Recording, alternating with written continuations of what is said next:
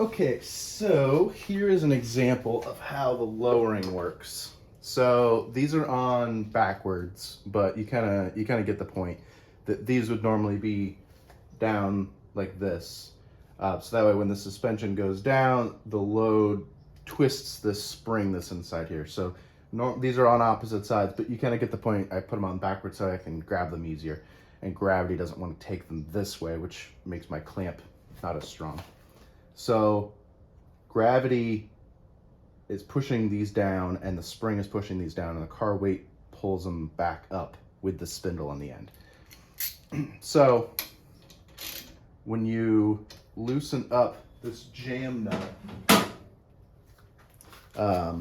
it makes it so the whole suspension can go lower. So an example would be, we loosen this up. We just loosen the jam nut up. We're not actually loosening up the giant Allen bolt. So loosen up the jam nut.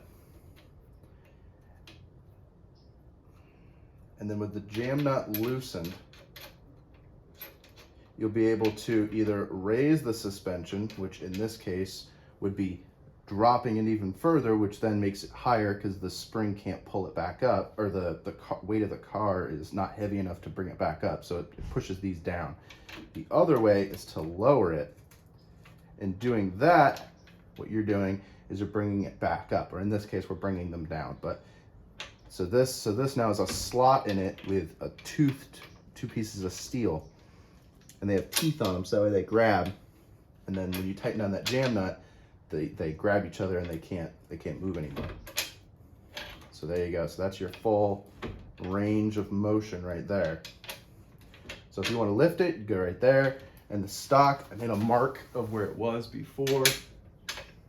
The stock ride height is right there. And then you can tighten the jam nut down. And then you'd be at stock ride height right there. So get it all welded together.